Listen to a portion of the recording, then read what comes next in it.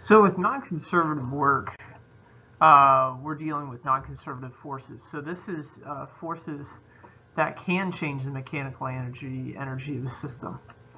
So examples of that would be friction, drag or air resistance, any thermal resistance.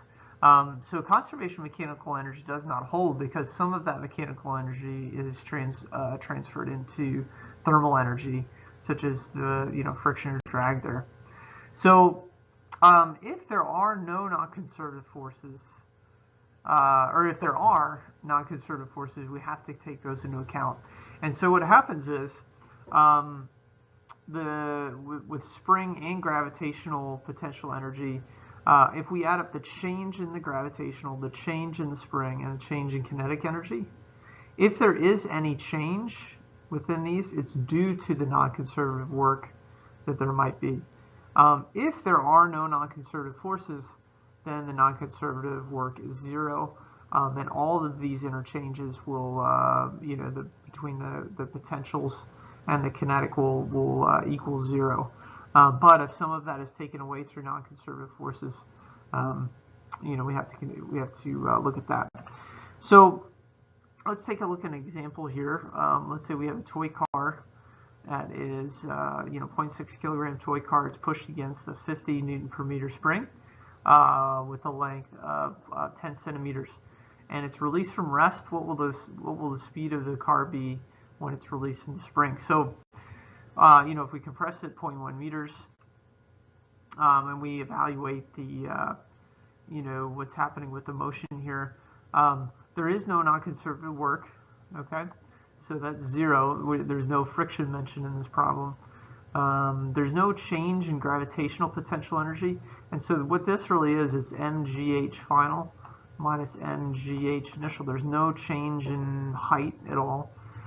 With the spring, right, when it's released, it's starting from a position of, it's compressed 10 centimeters, and then when the final released, value there is, the final spring location is zero. And then we can see how fast it's moving when it starts out. It's not moving when it starts out, and then we're going to find out, how fast is it moving. The final position of the spring is back at equilibrium after the spring releases the car, and this is what 0.1 meters. And so we can place our values in there, and we can solve for the final speed. So what will happen is when this car is released, that spring energy that was all bottled up there was in this location right here. When it was released, all of that spring energy turned into kinetic energy, and none was lost to non-conservative work because there was no friction. So let's say that this car, continues here and then hits a ramp, and this, the car goes up into the air. We don't have any friction, we'll say, and we want to figure out what would the maximum height be. So, in this one, what we really care about is, okay, we know that we're starting with some kind of energy here. We're starting with kinetic, and then that kinetic energy is going to turn into potential energy, and then it's going to go to some maximum height where kinetic energy is going to be zero, at the top. So, again, we'll set up our non-conservative work equals the change in energies. There's no friction. We have the, mgh final. Minus mgh initial. The initial height is zero, right? It starts from the ground. What we want to know is how high does it go, right? There's no spring energy involved here, so that's there's no change in any spring activity here, so that's zero. The final velocity at the top is zero, right? Because as this goes to the very top, the motion is zero at the top, and then the initial velocity is what's coming over from the last problem. So we can place our values in there where they're zero, so the initial height is zero again. The final velocity is zero here. We can rearrange this, and in this case we can cancel mass from both sides, and because we have mass in every location here, we can do that, and so we end up getting 1/2 v initial squared equals gh final. We solve for the final height, so this will go 0.0425 meters into the air. So when we use this conservation of energy, in this case up to this point, there has been no non-conservative work, and all of that energy, that kinetic energy here, turned into potential energy.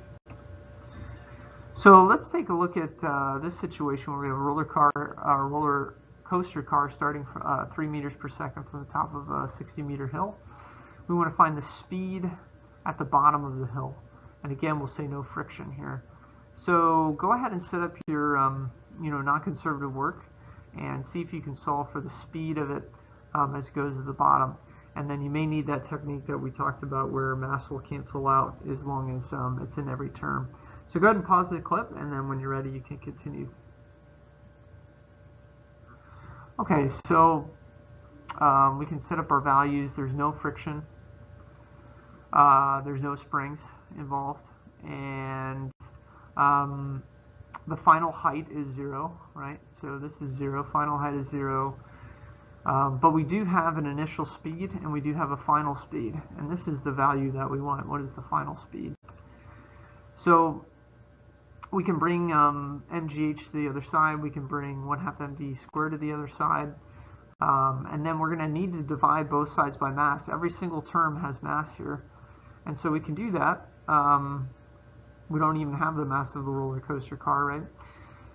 So we need to do that, and we can solve for our final speed, which will come out as 34.42 meters per second at the bottom. So it starts at 3 at the top, and then it becomes all kinetic once we get to the bottom here, and get that speed. Okay, so let's now go ahead and incorporate a situation where we do have friction. So this is E9a.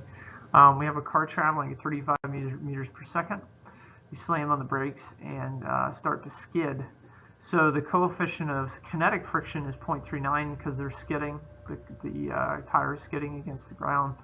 How far will it be until it stops? So the initial speed is 35. The final speed is 0. And again, we have the coefficient of kinetic friction is 0.39. And we can set up our non-conservative work equals the change in energies here, and there's no change in gravitational energy. It's not leaving the ground, the height stays at 0, so nothing going on there. There's no springs involved either, so all we really have here is the change in kinetic energy due to non-conservative work. So in this case, force of friction times displacement times cosine theta. The final, we know the final speed is 0. The initial speed is 35. So the key here with friction, we know that's the coefficient times the normal force, right?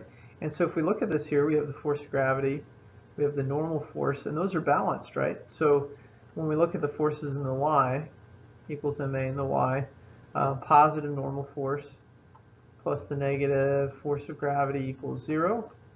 So the normal force is equal to the force of gravity, which is mg. So we really have the coefficient of friction times mg times d times cosine of, well, the motion's this way, right? But the friction is backwards. So the friction being backwards is cosine of 180, and that is absolutely critical. That may be the most important thing in this whole tutorial to remember.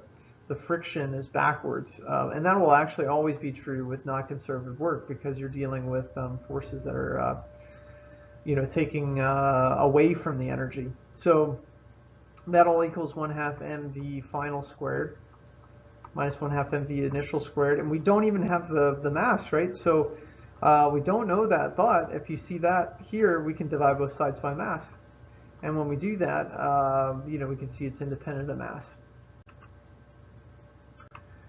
So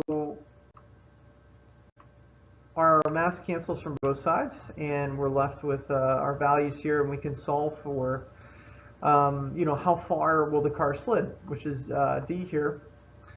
And when we solve for that, we'll get 160 meters, 0.256 meters. So this is how far the car will slid. My choice of the variables here are a little bit off. That's really kind of too far. But you get kind of the point here with the non-conservative work taking away from the energy and bringing it to a stop. Okay, so let's go ahead and apply this, and I'm going to have you try this. So 5,000 kilogram roller coaster starts from rest. At the top is a 75-meter hill. What's the speed of the car at the bottom of the hill if the average frictional force is 200 newtons? The length of that part of the track is 110 meters long. So in this case, you are going to be dealing with non-conservative work because you have friction. You're dealing with potential energy change, gravitational potential energy change, and then kinetic energy change. And we'll assume it's starting from rest at the top. So see if you could draw it out, identify the variables. In this case, we do need mass because it's not going to cancel from both sides. We do actually need that to calculate what's going on. And yeah, then you can continue the clip when you're ready. So go ahead and hit pause, and then when you're ready, you can continue. Okay, so we should have set up the equation.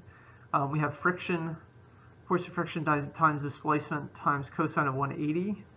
And the friction is acting always opposite of the motion. We don't have anything going on with the spring, so that's 0.